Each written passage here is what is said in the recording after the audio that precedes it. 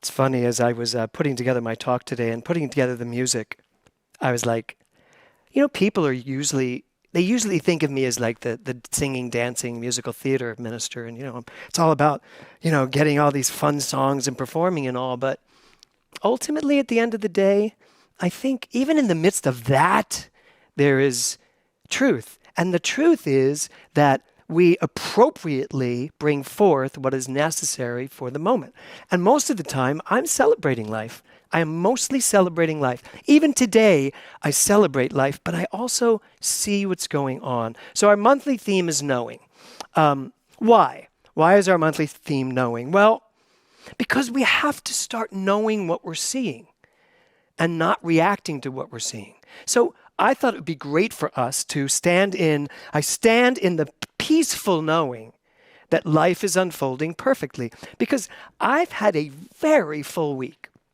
And I've had some things happen this week and people reacting to things this week that caused me to really have to stop and say, life is unfolding perfectly, no matter what I'm seeing. And when I can feel me being pulled towards what's going on, I know it is time to stop and have a little meditation. I know it is time to stop. When I see my son leaving my house, going out into West Hollywood to march in a peaceful protest, but seeing what's going on around the world in the middle of these peaceful protests, to see a 75-year-old man pushed down by the police and crack his head open in a peaceful protest, I can feel me being pulled out into the midst of this. And yet, I must constantly pull myself back, trust and know that life is unfolding perfectly, that my son will be fine when he goes out and steps onto the 405 freeway and kneels down. That was fun to hear when he got home. I was like, okay, well, that's interesting. And he's fine, and he had his hands up and they were peacefully protesting what's going on in the world. Now, that's not a bad thing. Peaceful protest is not bad. Martin Luther King was all about marching for peace. Other people have other ways of doing it. But I don't think anybody went to Martin Luther King and said, you should do it a different way. I think that man stood firm in his resolve. Peace is the only way. Love is the only way. So I stand in the perfect knowing that life is unfolding perfectly. And the knowing has to do with, am I willing to know love even as my son is kneeling on the 405 freeway and not be pulled out of myself into some other reactionary person that I don't even recognize if that's who I were to be. Nelson Mandela said this, a good leader must know that at the end of any debate, both sides must grow closer and thus emerge stronger. You don't know this, he says, when you are arrogant, superficial, or uninformed. Arrogant just meaning that you think you do know better. Superficial, meaning that you haven't dropped into the truth of who you are, so you're reacting on the level of the facts. And then uninformed. And that's really what I want to talk about today. Uninformed. Am I uninformed because I believe in love? Am I uninformed when I see the world a certain way that maybe someone else doesn't see it? When I see that life is unfolding perfectly, is that because I'm uninformed? I witnessed two people having a conversation recently where one of them stated, similar to me, that the world was unfolding perfectly and that life was good. And the other person said, then clearly you are uninformed. You're not paying attention to the world. Why do those things go together? Shouldn't we actually know the truth, be informed, and still know the truth? Why does my being informed mean that I have to turn into someone else, or you, or you, or you? And I know that we know the answer to that. So Socrates said this, the only true wisdom is in knowing that you know nothing. And I think that's where I got my, I know nothing, now what can I know? The only true wisdom is in knowing that you know nothing. And the quote that's going to really lead me into what happens next is, interestingly, by Rosa Parks. And she said this. She said, I have learned over the years that when one's mind is made up, this diminishes fear. Knowing what must be done does away with fear. She says, when your mind is made up, fear goes away. I'm sure she's talking about her mind was made up that the inequality of the black race was done for her. She was not going to sit on the back of that bus anymore. Period. End of sentence. And her mind was made up. She didn't look at the facts. She didn't look at the world around her. She didn't think about what's going to happen to me when I do this. She said, here's what I know. I am equal to every other person on this planet. And I will sit in the front of the bus. And so fear left her. She sat on the front of the bus. And so what happened? The world eventually changed. A smidge. It essentially changed. Why? Because somebody knew what they knew. And her quote, I've learned over the years that when one's mind is made up, this is what diminishes fear. So the question I have is this. What is your mind made up on right now? Are you willing to live in this world right now and just be pulled thither and hither? Is that an expression? I think it's good. Thither and hither, being pulled wherever the media or the world around us takes us? Or, like Rosa Parks, are we going to have our minds made up? I come in love. Period. End of sentence. Done. I don't see race. I don't see color. I see truth. I see God everywhere I look. So that's what I want to talk about today. Is your mind made up? What do you know? What principle do you stand on? And do you stand on it no matter what? That's where we have to go. Are you willing to stand, as Martin Luther King did, in your understanding of what life is, no matter who challenges you, no matter what challenges you? And I know, I can hear it in my head, even as I'm talking, that this is why my son went to the 405 freeway to stand on it, to kneel on it. Because he believes that, right? He believes it. He believes that the world is a place where everyone should be equal. Period. End of sentence. Like Rosa Parks. So, how can I do anything but say, I get it. Okay. Title of my talk today is, well, what do you know? Great. Isn't that a great slide? Great slide she did. So, what principle do you stand on no matter what? So, here's what I stand on. This week, in the middle of my ministerial orals, I had a conversation with someone who was extraordinarily distraught, very upset, very, very upset. And the upset, the anger, and I don't even mean anger, the distraughtness, whatever that is, the anxiety that was coming out, could have easily felt that it was coming at me. But I took some time to really think this through.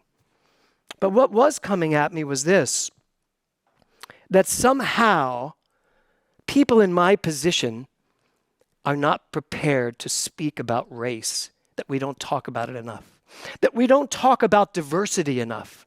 We don't talk about what's going on for our black brothers and sisters enough. We haven't taken the time to figure out how do we deal with them differently than we deal with others. And I'm listening to all of this come at me. Right in the middle of my ministerial orals going on, watching my ministers answer tons of questions, and some of them were about diversity and race. And I really had to stand back and go, what do I believe? Have I missed something here? Did I miss something? Did I miss how to talk about the black race? And let's just talk about black lives that matter right now. Because yes, it's easy to say all lives matter, and I get that. Black lives matter does not mean that no other lives matter, by the way. It's like when I say I am God, I'm not saying I am God and you are not. I don't think Black Lives Matter is saying Black Lives Matter and no one else does. I think what they're saying is we have to matter as much as you do. That's what it means. So I am done hearing even something like that where they come out trying to make a difference and make that a thing to argue about. So here's my position. And then I'm going to bring someone up to talk about something. I don't teach as a minister, as a teacher of future teachers and future ministers. I do not spend a lot of time teaching how to speak about race. Why would I? I don't see race. I don't see color. We don't teach color. We don't teach the difference between a black person, a white person, a red person, a brown person. We teach God. I see God. You walk into this center, you are white, black, yellow, red. I don't care what your color is. You are God. That's what I hold true to. So in effect, we do teach race. We teach it as oneness.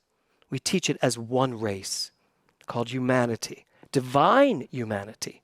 Now, I'm sure Martin Luther King had his days where people were screaming at him, stop being so nice, stop being so peaceful. We have to get out there and kick some ass. That is a donkey. I'm sure he had his days. And I've certainly had my days. I had one of them this week because it rattled me. Because I did think, am I doing enough? And then talk about knowing. Something in me just said, not only are you doing enough, but there is more for you to do in the vein that you stand in the truth you stand in. So it is true. The Global Truth Center is a predominantly white center. Why is that? Well, part of that is because we moved to Westlake, which is predominantly white. When we were in NoHo, we were a much more, I'll use the word diverse, but still, I just never even saw it as diverse then. People used to say to me, I loved when people said to me, you have a lot of gay people in your church. And I would be like, no, we don't. Do we? And I was like, I don't know if we do. I really don't check their cards when they come in. Are you straight or gay? Just checking. I don't care. I just don't care. Now, truthfully, if you're black or white, I can see what color you are, but I don't really see it in terms of who I am to you. So yes, maybe North Hollywood was more diverse. Maybe Westlake Village is not as diverse. I get that. But does that mean that we stand for something that other people can make wrong? No, it does not. It absolutely does not. So I called one of our black members, and we have a number. But I called one of our black members and I said, I just asked him a question at first. I said, I was hit with this week and I need to check in with you to see if there's anything I have said over the years that has made you feel not included in our congregation. This has been someone who's been with us probably about 10 years and has traveled all the way from where he lives to Westlake Village. Yes, right? So I asked him, I said, would you join me today? We're not open yet, but would you just join me today and just talk a moment about this? Because I'd like to ask you today, as you watch us talk about this for a moment, to not see a black man and a white man up here talking, but to just see a discussion on truth. So come on up, Archie.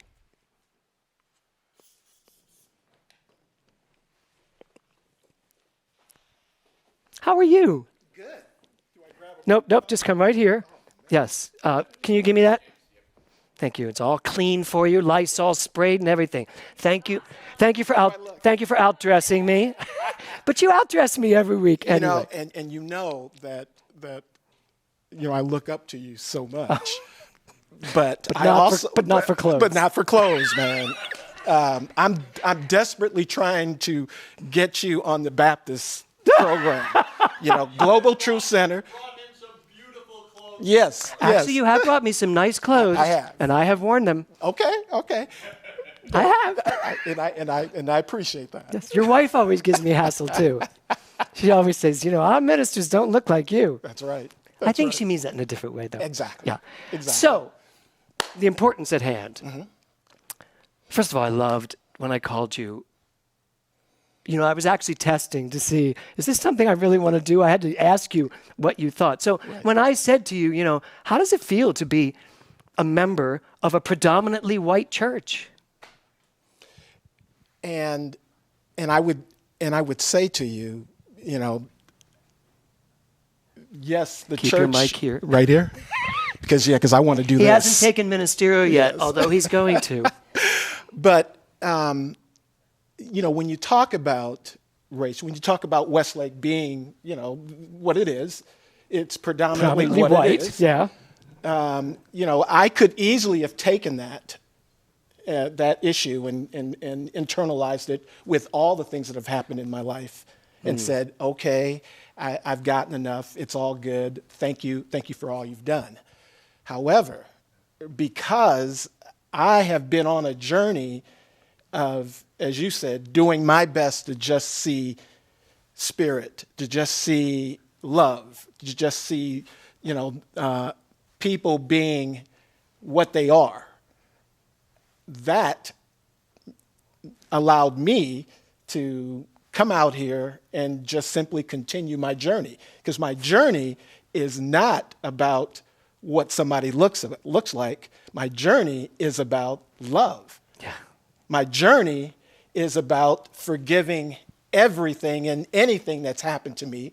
And obviously, you know, I could go into, you know, all of the things, you know, that have happened in my life. And you told me one. You know, you told me that you were pulled over, dragged out of your car, and put on a curb. Yeah. Just because you had the right color. Yep. I was pulled over, and not only, you know, was I frisked, then another young policeman came over and said, "Do not try to run, or I will shoot you." Right. Okay.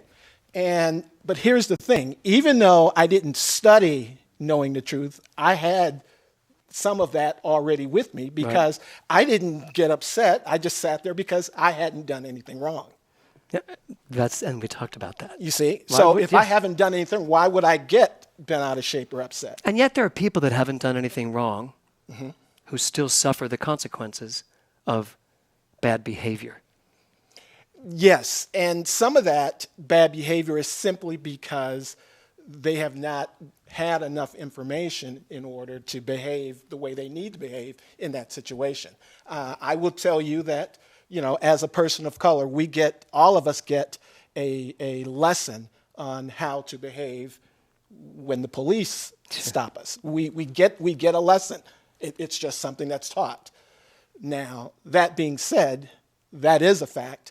But as we talk about, what is the truth of that? The truth of it is, I know that I am an incredibly wonderful person.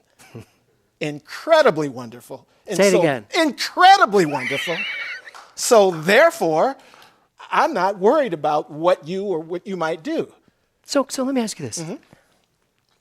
What can I do better? I'm getting so emotional. Okay. What could I do better than teach love and oneness? I mean, is there something to do better? I mean, when I look at Martin Luther King, I think to myself, I want to be him. I want to stand in love only. You know, I probably wouldn't climb onto the 405 freeway and kneel down. I probably wouldn't. And me neither, brother.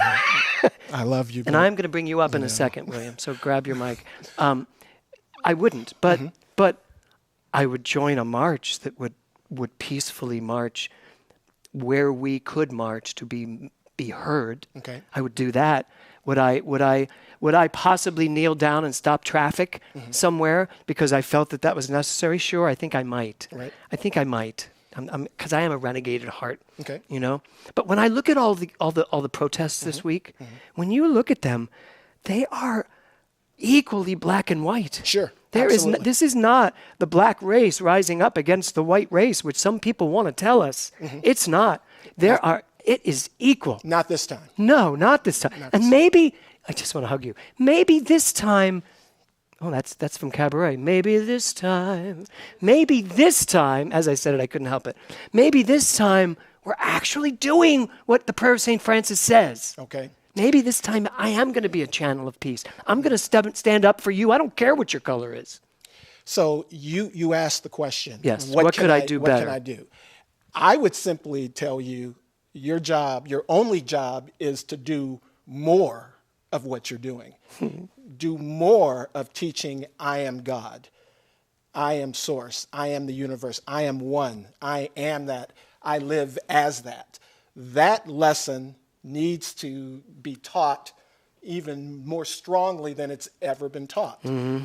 Living as God has to be taught with even more intensity and with, some fearlessness, Yeah. because it is not a message that is comfortable.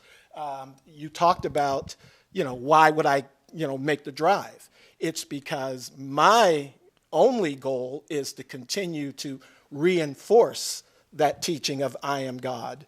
And I am, everything that happens because of what I think and what I do and what I decide.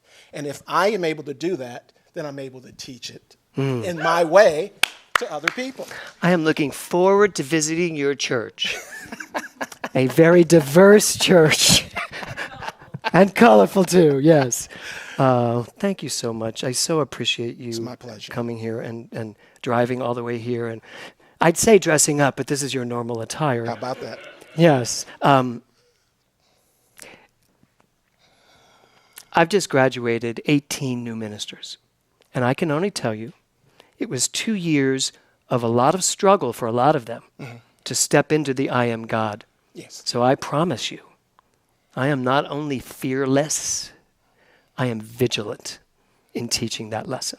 Beautiful. And if I can teach that lesson, then I have spoken on race. Yes. And I have spoken about diversity because it's just the multiplicity of the oneness. And then one other thing I wanted to say to Yeah. you and to the congregation. Tell them. If you need me, if you need to have someone listen to you from where you are, whether you do feel uncomfortableness about your thoughts and maybe the thoughts of your past, I am here. I am here to listen to you without judgment, and I'm here to let you know that you are forgiven, and we will get back to remembering who you are and that you are love. So, text me, call me, whatever you need. This is why I'm probably here at the Global Truth Center here in Westlake, this is my job. This is my work for those that need that help. Great. So I'm just here for you. We'll put Okay? We'll put your information up. Okay? Thank you. Yes, go ahead, go. Okay.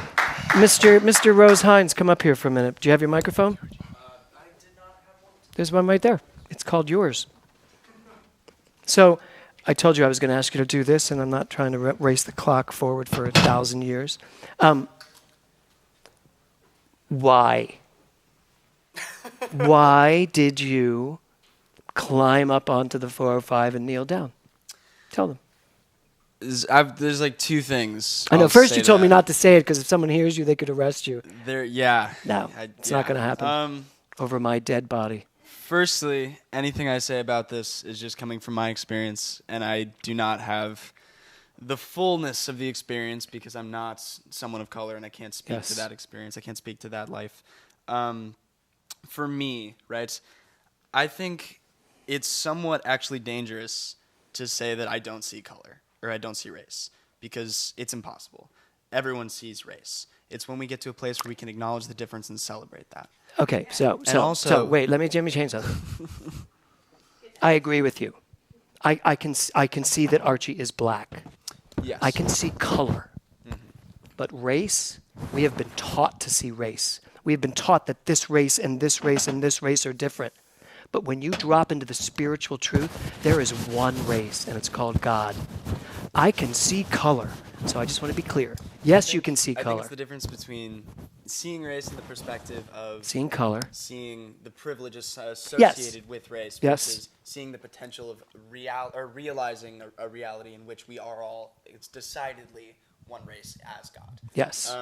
But anyway, point is, You don't know what it's like to be a black man. No. Got it. And I've grown up with a lot of my friends being people of color. I go to college where I've seen my friends who are scared to go out at night in Texas because of their dealings with the cops. Right. And I've had that experience further solidified when one of my best friends in the world came home sobbing because a bunch of people called her the N-word walking down the street. Right.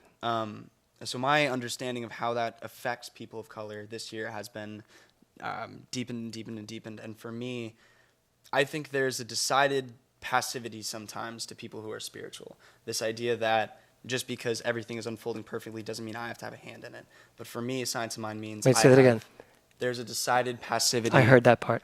The next part. That just because everything is unfolding perfectly, and I Yes. believe that I do not need to have a hand Oh, in that how they that think they don't have to unfolds. do anything. Yes. Got it. Yeah. For me, Oh, I agree. It's called a spiritual bypass.